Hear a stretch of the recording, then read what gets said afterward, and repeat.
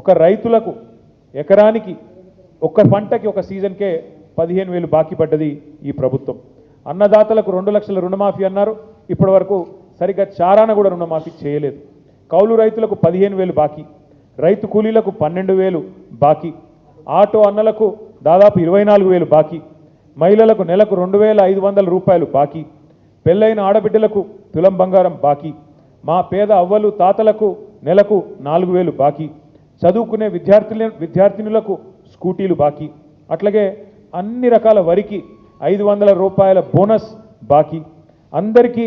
అందలేదు 200 యూనిట్ల గృహజ్యోతి చాలామందికి బాకీ, పేదలకు ఇస్తామన్న ఇందిరమ్మ ఇల్లు బాకీ, ఉద్యమకారులకు 250 చదరపు అడుగుల స్థలం బాకీ, అట్లాగే యువతకు 5 లక్షల విద్యా భరోసా కార్డు బాకీ, 4 కోట్ల మంది